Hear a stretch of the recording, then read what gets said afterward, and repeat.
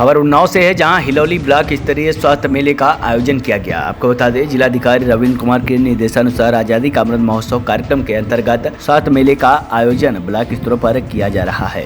इसी क्रम में उन्नाव जनपद के हिलौली ब्लॉक परिसर में ब्लॉक स्वास्थ्य मेले का आयोजन किया गया, जिसमें ब्लॉक स्तरीय सभी विभागों ने अपने अपने स्टॉल लगाए। लेकिन इन सबके बीच स्वास्थ्य विभाग के लोगों में जागरूकता वाली बड़ी कमी देखने को मिली। ब्लॉक स्तरीय स्वास्थ्य मेले के आयोजन को लेकर क्षेत्रीय लोगों को जानकारी नहीं हो सकी। माना जाता है कि स्वास्थ्य विभाग के जिम्मेदारों द्वारा क्षेत्र में जागरूकता नहीं फैलाई गई। कार्यक्रम के मुख्य अतिथि भाजपा विधायक अनिल सिंह रहे। वही स्वास्थ्य मेले में पहुंचे विधायक अनिल सिंह ने जनता का आभार व्यक्त करते हुए कहा कि जनता ने जिस प्रकार से मेरे ऊपर भरोसा जताकर जीत हासिल कराई, ठीक उसी प्रकार हर एक गरीब के हिस्से में आने वाली सरकारी योजनाएं जिसका जो हकदार है उसकी चौखट तक पहुँचाने का काम किया जाएगा, जिसमें एक भी भ्रष्टाचारी परिंदों को पर नहीं मारने दिया जाएगा। वही स्वास्थ्य मेले में पहुंची जनता के साथ साथ आशाओं का भी अभिवादन व्यक्त किया। अनिल सिंह ने बताया कि कोरोना काल के दौरान आशा बहुओं ने जिस प्रकार जमीनी स्तर पर कार्य किया है, वाकई में वह प्रशंसा करने योग्य है। ब्लॉक स्तरीय अधिकारियों ने अलग अलग स्टॉल लगाया, जिसमें स्वास्थ्य विभाग, पंचायती राज विभाग, बाल पुष्टाहार विभाग, आंगनबाड़ी कार्यकर्ती, Ayush health and wellness centre,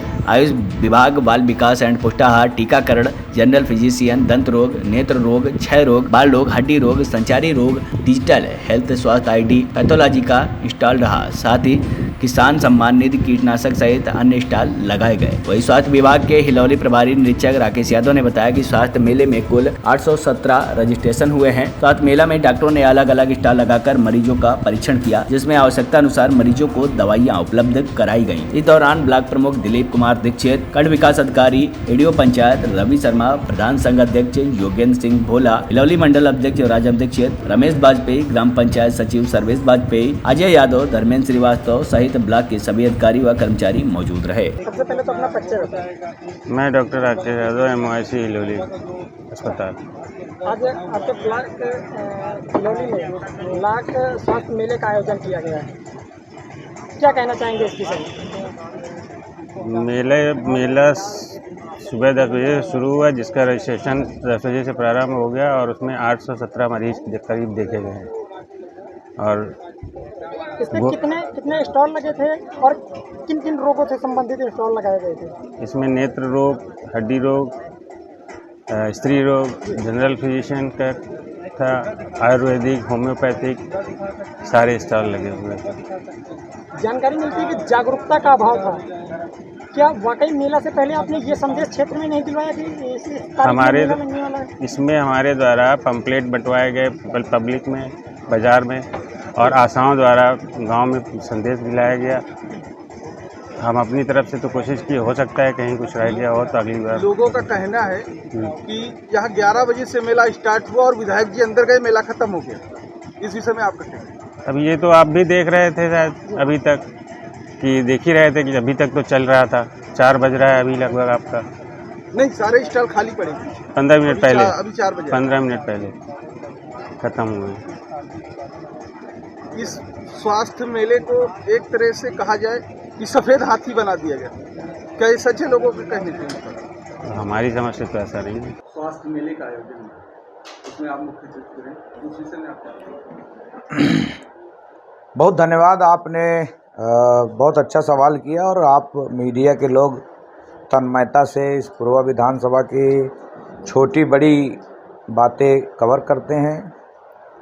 आज स्वास्थ्य मेला जो लगने का कारण है कि हमारी सरकार का एक स्पष्ट आदेश है कि जनमानस को सबका साथ, सबका विकास और सबके विश्वास के मंत्र को लेकर जनमानस तक कैसे सरकार की योजनाएं पहुंचाई जाएंगी। याद करिए, पहले गांव में हम लोग छोटे छोटे रहे तो मेला लागत रहा, बैरी और जमुनी और ये मटर के चाट और बतासा गुनगुना बेचा जाता रहा।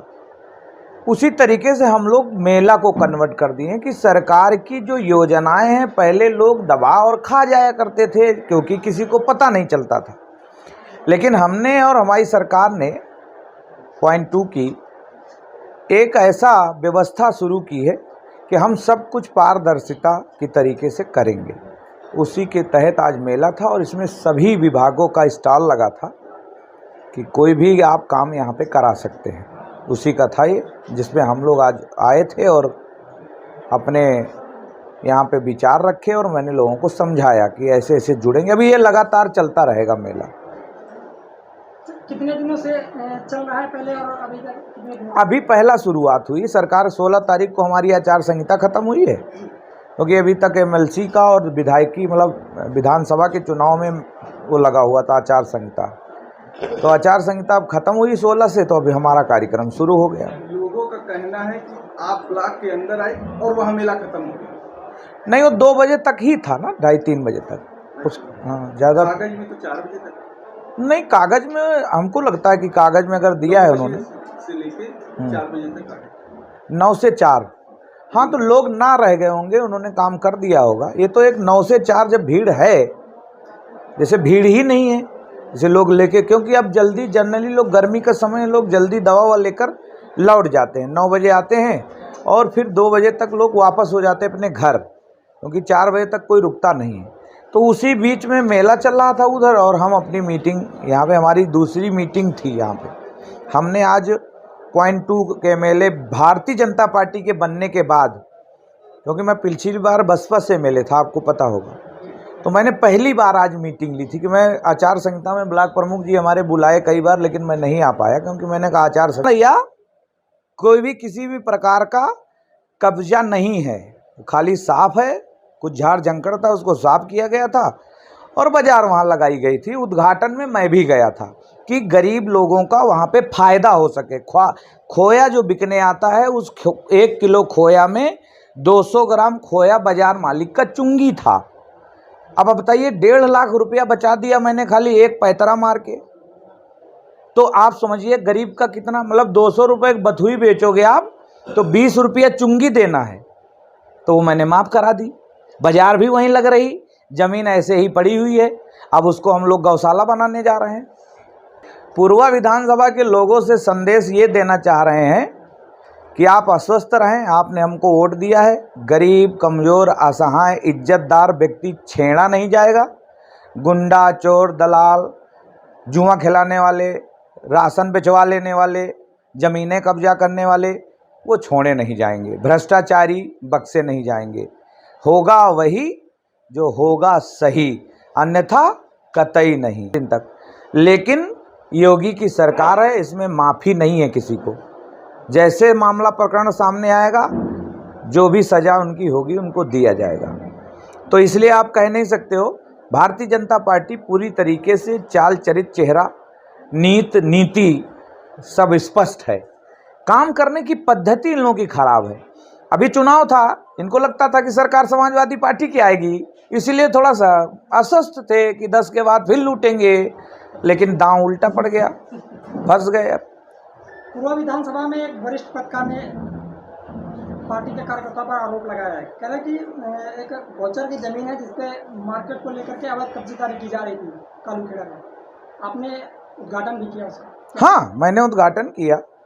देखिए, ऐसा है कि एक कालूखेड़े में बाजार लगती है, कालूखेड़ा के नाम से वो लगती है मुक्ते मऊ में। उसमें चुंगी पड़ती है। जैसे आप 1000 का सामान बेचोगे तो 200 रुपया आपको उस बाजार मालिक को देना पड़ेगा। तो वो एक ज़मीन पड़ी थी, तो हमने एक पैतरा निकाला, क्योंकि वो ज़मीन है, कोई कब्जा तो कर नहीं रहा है। ज़मीन वैसे भी लोग कब्जा किए थे। गौचर है या भैंसी चर है या आफर है या खलिहान है, तो वो जनता के लिए तो है। किसके लिए है? कि अपना गाय वहाँ भैंस चरावे, बांधे। क्या होता है गौचर? ज़मीन का लैंड यूज क्या होता है? गौचर का लैंड यूज क्या है यादव जी, आपको तो पता होगा। गौचर मतलब उस पे आरोप जो था कि आपके संरक्षण में आपकी पार्टी के लोग कब्जा करने। एक मिनट, हम जो पूछे वो आपका सवाल सही है। जो पूछे वो गौचर का मतलब कि सब लोग यूज करें, सार्वजनिक लोग गाय भैंस उसी में चरावें, उसी में बैठें। और अगर कोई वहाँ बैठकर कोई सौदा बेच ले रहा है, कोई निर्माण तो है नहीं, तो उसको वहाँ लगवाया गया था इसलिए कि यहाँ की चुंगी बंद हो जाए। तो उसी दिन दुग्गी पीटी गई, उन लोगों ने दुग्गी पिटवाई कि साहब बाजार कहीं ना जाए, हम चुंगी बंद कर देते हैं। हमने बाजार ख़त्म करा दी। ये था, कोई कब्जा नहीं है, कोई कुछ नहीं है। और जिन पत्रकारों ने, वरिष्ठ पत्रकारों ने आरोप लगाया है, उन्होंने खुद ही कोई ब्राह्मण की ज़मीन कब्जा कर ली है। जिसके भी पेपर में छपा था, उन्होंने खुद ही किसी एक गरीब ब्राह्मण की ज़मीन पर कब्जा कर रखे हैं, उसकी जांच चल रही है। वो भी प्रकरण मेरे पास आया है, तो उसको भी जांच कराई जा रही है और कायदे से जांच कराई जाएगी, और जो दोषी होगा उसको दंड मिलेगा, बराबर मिलेगा, बक्सा कोई नहीं जाएगा। वो तो सार्वजनिक चीज़ है, उसमें तो बाजार कोई हमारे बपौती थोड़ी बाजार लग रही है। तो बाजार भी अभी मैं ब्लॉक के अंदर नहीं जाऊंगा, तो इसलिए मैं किसी ब्लॉक के अंदर कर्मचारी बैठक में नहीं गया। तो आज मैंने पहली बैठक आयोजित की थी और अपनी सरकार की जो योजनाएं हैं उनको ज़मीन तक कैसे पहुंचाना है, पुरानी मानसिकता ख़त्म करके नई मानसिकता के हिसाब से काम करना है, उसका हम लोग निर्देश दे रहे थे। 1-1.5 घंटे से सभी ग्राम सभाओं के सचिवों से बुलाकर समीक्षा ली जा रही थी कि कौन कौन सा आपने काम किया और कौन पेंडिंग पड़ा है। बहुत समस्याएं सुनने को मिली थी कि बहुत सारे स्कूल कायाकल्प के तहत बने थे लेकिन हो नहीं पाया, पैसा निकाल लिया किसी ने कुछ किया। तो हम लोग उनकी जो है उससे वार्तालाप करके और उसका रास्ता निकाल कर, और मैंने ये भी कहा कि अगर आप लोग ये नहीं करोगे, सही नहीं होगा, तो दोबारा बैठक में जांच कराकर जेल भिजवाने का काम किया जाएगा। भारतीय जनता पार्टी का स्लोगन है नीत नियत चाल चरित चेहरा सभी साफ का बखान चलता है भी, लेकिन इस पूर्वा विधानसभा में कुछ लोग हैं जो पूरा मटिया मेट करे हुए हैं, क्या कहना चाहूँगा उनके लिए? जैसे कोई उदाहरण बताइए। जैसे कि जो रिबोर नल हो रहे हैं उन पर 60 फुट बोरिंग करवा करके पाइप 40 फुट ही डाल दी जाती है बस फाइनल। तो उसी का भी हमने जांच किया था। किसी गांव सभा में 1,38,000, 10 लाख, 10,000, 20,000, 40,000 रिबोर के नाम पर निकाला गया है। उसी की समीक्षाएं चल रही थी, सारे कागज डॉक्यूमेंट लेकर समीक्षाएं चल रही थी, और उन समीक्षाओं में मैंने ये कहा कि अगर वो काम धरातल पर नहीं हुए तो आप मुझे कराकर दो, अन्यथा बाद में सिफारिश लगाते घूमोगे तो अच्छा नहीं लगेगा, क्योंकि अब बक्सा नहीं जाएगा किसी को। उसी चीज़ की 1.5 घंटे से समीक्षा चल रही थी कि आपके जो भी काम पेंडिंग पड़े हैं, मैं नहीं चाहता हूं कि आप परेशान हो। मेरा उद्देश्य नहीं है कि एक भय का वातावरण हो, कि जैसे अभी आपने मौरावा में सुना होगा, कुछ लोग बोल रहे थे कि जब से दोबारा अनिल सिंह जीते हैं तो एक भय का वातावरण है। तो उस भय का वातावरण का फिर ऐसा भी ना हो कि कर्मचारी भी कहने लगे कि भय का वातावरण हो, क्योंकि भ्रष्टाचारी दलाली करने वाले लोग, उनको भय का वातावरण होना चाहिए अनिल सिंह का। अगर वो भयभीत नहीं है तो इसका मतलब मैं सेवक अच्छा नहीं हूँ। तो इसलिए इन लोगों का भी ऐसा ना हो कि बाहर निकल के जाएं कि साहब हम बहुत भयभीत हैं, विधायक जी हमको बहुत डांटे, क्योंकि हम डांट इनको नहीं सकते ना, मतलब हम इनको कुछ कह नहीं सकते। हम तो कागज़ से बात करेंगे ना, और कागज़ की तीर जब छूट जाती है तो फिर वो जल्दी लौटती नहीं, दब सकती है, लेकिन बीमारी ख़त्म नहीं होती है। हो सकता है कि कुछ सेटिंग गेटिंग करके घूस पाती देकर बच सकते हैं थोड़े दिन तक, लेकिन TV1 इंडिया न्यूज़ के लिए हिलौली उन्नाव से राजेश कुमार यादव की रिपोर्ट।